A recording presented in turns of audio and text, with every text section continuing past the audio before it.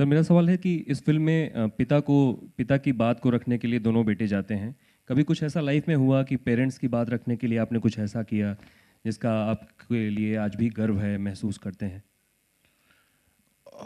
कैसे अजीब अजीब पुराने पुराने सवाल पूछ रहा है यार, तो बहुत साल हो गए ना, पेरेंट्स को गुजरे हुए बहुत साल हो गए।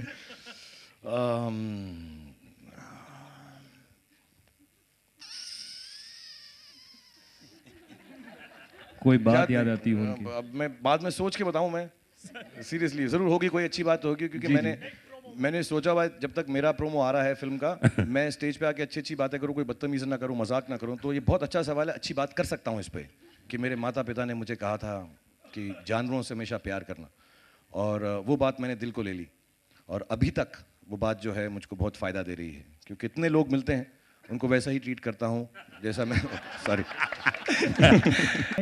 You were recently in Calcutta to respect and encourage police force out there, but it's ruffled into a controversy after you shook a leg on stage with a woman officer in uniform. Just wanted a reaction from you. Actually, to be really यार honest, film के बारे में पूछ लो यार। No, let me answer it यार, फिर पेट में रह जाएगी बात, तकलीफ रहेगी। अगली कल भी प्रेस कॉन्फ्रेंस है, वहाँ पे पूछेगा। तो आज सारों को बताता हूँ, दोस्तों को भी बता देना। Actually, the thing is, it's very strange. About 4-5 years ago, when I was shooting Veer Zaara, तो उस वक्त मैंने जवानों के साथ इन यूनिफॉर्म बहुत नाचा था, डांस किया था, और वो सब हरकतें की थी जिससे मैं उनको एंटरटेन कर सकूं। एक ज़माना हुआ करता था 60s-70s के अंदर कि दुनिया भर के एक्टर्स, परफॉर्मर्स जो हैं, बॉर्डर्स पे जाकर अपने जवानों के लिए, उनके लिए परफॉर्म करते थे, उनके साथ नाचते थे, just to encourage those were the times of wars. And Mumbai के अंदर कितनी बार किया है मैंने। मुझे बड़ा अजीब सा लगता है कि पहली बार यूनिफॉर्म की बात नहीं, just because it's a lady in uniform one should talk like this. So it's a distinction being made between main and women, and I think that is completely rubbish and silly, and I think that should not be talked about also. Shahrukh, this is a reaction, just a reaction from you. Rekha and Sachin have been in the news for not attending बेटा parliamentary session. ये film से related है? No, this is just a reaction. बेटा So please let him talk. हाँ, ये number लिख, शाहरुख भाई number दीजिएगा आप। So they've not been attending the sessions, and don't you think that if you have you've been given such an honor of being an MP, don't you think they should make their presence felt in the sessions? मैं इस मामले में इतना खुश हूँ कि मेरा इससे कुछ लेना देना नहीं है। Any question? मैंने उन्हें बोला Any है। question? Shahrukh, I'm so happy I'm not involved in this one. यार मजे रस की बात करते हैं सर। हमारे बॉलीवुड में बहुत सारे गाने बने, बहुत सारी फिल्में बनी हैं। शायद आपका चक दे रहा, पान सिंह तोमर की बात की जाए, जिस देश को डेडिकेट किया गया था, कोई गाना जो आपको याद दिलाता है, बहुत अच्छा लगता है जब 15 अगस्त की बात करते हैं, तो बॉलीवुड में सबसे फेवरेट सॉन्ग अगर बात की जाए सर तो? I don't know, अब मैं हम नहीं कर सकूंगा, बट मेरा रंग दे बसंती चोला, I think that's a lovely song. This question is based on a father's experience which is there. So what has been your most gratifying experience as a father? And the same question to Anupam ji also. I think my experience, I mean, my wish for the 2-3 children that I have now is, for their health, and most gratifying experiences, I don't know, it's a very small, simple, physical experience actually. At the end of the day, at the end of the night, somewhere when you're and stressed, which we all are, just to go and lie down in the middle of them and feel their soft bodies against you, and watch some silly television program. आपके कोई भी channel, आपके सबके बहुत अच्छे। But yeah, I think the most gratifying thing is them saying, giving you a hug. And sometimes when you're leaving home, they kind of feel bad that you're going for work for long hours, and they miss you. So I think that's the most gratifying that you. और मैंने एक बार tweet भी किया था शायद कि सबसे बड़ा सबक ये है कि अपने लड़कों को, क्योंकि मेरे 2 हैं, उनको ये सिखाओ कि घर आने में उनको शर्मिंदगी ना हो, चाहे कुछ भी किया हो, हमेशा उन्हें लगे कि मैं घर जा सकूं। बाप ऐसा होना चाहिए। वांट टू नो कि आज आप बाप बेटों की बात हो रही है, बाप बेटे की रिलेशनशिप की बात हो रही है, तो टीवी मूवीज़ में, DDLJ मूवीज़ में आपका और अनुपम जी का जो एक बाप बेटे का रिलेशन था, कोकियो कोला का जो कॉम्बिनेशन था, तो क्या अभी बाप बेटे के रिलेशन की बात हुई तो आपको अभी भी वो इक्वेशन याद है कि बाप और बेटे की जो इक्वेशन दिखाई गई थी उस मूवी में आपकी और अनुपम जी की, तो still like we all remember that relationship so cool और बहुत प्यार भरी। क्वेश्चन क्या है madam? So I am just asking कि उस टाइप का रिलेशनशिप जैसे आप अपने बच्चों के साथ शेयर करते हैं, और that kind of father you want to become like with your children. And अभी जैसे इरफान ने कहा, अनुपम को मैं पर्सनली जानता हूँ एज अ फ्रेंड, और his relationship with his child.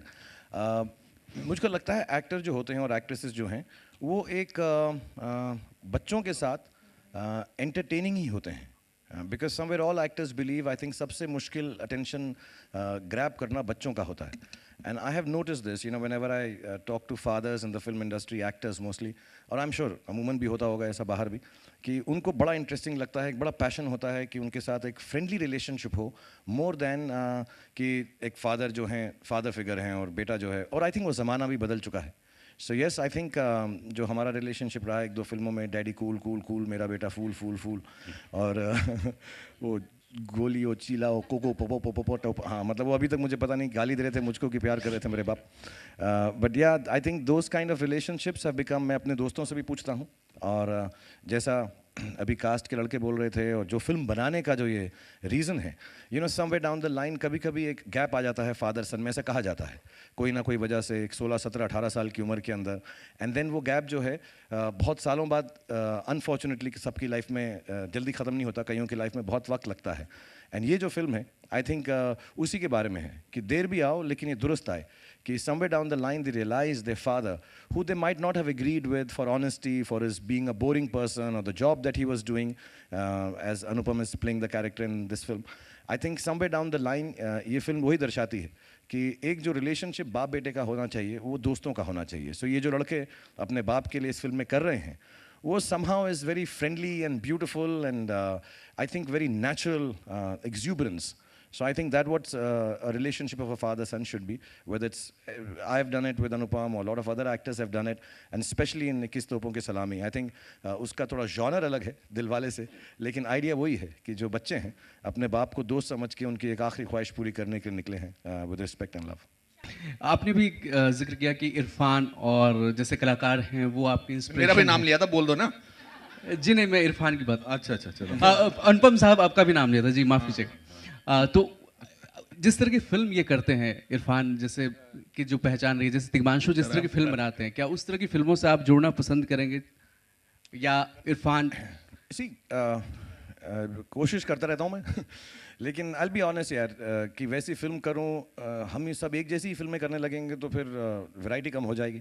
और जो फिल्में अनुपम साहब करते हैं, इरफान भाई करते हैं, तिग्मांशु जो बनाते हैं, और तिग्मांशु में कंटेम्प्रेरी हमने शुरुआत आई थिंक तकरीबन साथ में की थी, एक ही रूम में हम रहते थे दिल से के वक्त, और and we all had dreams to make some films which will make a difference. Like today on this stage I think you know I'm a big fan of Anupam, not only as an actor but as a person. और सारांश से लेकर इतनी सारी जो फिल्में की हैं, मजाक की बात अलग है, लेकिन when you come and see 1 or 2 shots of this film trailer के अंदर भी तो मालूम पड़ता है कितनी डेप्थ है एज एन एक्टर. और अपना नाम लैंड करना इस जगह पर आकर ऐसी फिल्म को, वो खुद ही एक ISI मार्ग है कि अनुपम अगर कर रहे हैं तो अच्छा लगता है अच्छे एक्टर्स को देखना. इरफान भाई के साथ मैंने एक फिल्म की थी Billu, and I remember doing that one scene. एक छोटा सा सीन था हमारा, लेकिन मुझे इतना सीखने को मिला था उसके अंदर. सो मैं जब तक ऐसे कलाकारों से सीखूंगा नहीं तब तक वैसी फिल्में कर नहीं पाऊंगा. और सारांश के लिए थोड़ा और टाइम चाहिए और थोड़े कम बाल चाहिए लेकिन करूंगा इंशाल्लाह, इनसे सीखता रहूंगा, इनके साथ काम करने का मौका मिलता रहेगा. जब बिल्लू हमने की थी तो मैंने अपनी लालच के लिए की थी कि इरफान भाई आएंगे, उनके साथ खड़ा होने का मौका मिलेगा. अनुपम ने मुझे बहुत चांस दिया, जेन्युइनली बोल रहा हूँ, बहुत दिल से. They are wonderful actors and I learn and try and do. We all came with the same dreams to make films with a difference. Somewhere down the line, we do get changed. We have to make choices because of the choices that we make. And I made some, and inshallah, I'll try and make some more which fall in line with some great films and be a part of it. When you felt like giving 21 तोपों की सलामी to someone from Bollywood? दो चार अपने बारे में ख्याल आया था एक बार, लेकिन फिर ना मैं इतना हम्बल हूँ, मैंने किया नहीं. जेन्युइनली बहुत सारी खूबसूरत फिल्में हैं यार, बहुत सारे बड़े बड़े एक्टर्स हैं जिनको देखकर हम बड़े हुए हैं. तो 21 तोपों की सलामी बहुत आई थिंक बहुत ही स्पेशल बात है. लेकिन यस, बहुत रिस्पेक्ट से उनके सामने सर झुकता है, उनसे इंस्पायर होते हैं. बहुत सारे ऐसे एक्टर्स हैं, बहुत सारे डायरेक्टर्स हैं, कुछ तो इसी स्टेज पर हैं. इरफान भाई हैं, अनुपम हैं, and I have always said this, they are inspirations for actors like me. and so many more. अभी उसका मौका नहीं, मौका आज इस फिल्म का है. तो मैं ये चाहूँगा कि जिस इस फिल्म के अंदर जो एक्टर्स हैं उनको देखकर हम लोग, और अगर ऑडियंस के अलावा भी जो बच्चे हैं वो अपने माता पिता के स्वरूप अगर अच्छी बातें सोचें, उनको रिस्पेक्ट दें तो बहुत अच्छा होगा. और वो उनको 21 तोपों की सलामी नहीं, बस प्यार दें और खुशी दें और रिस्पेक्ट दें.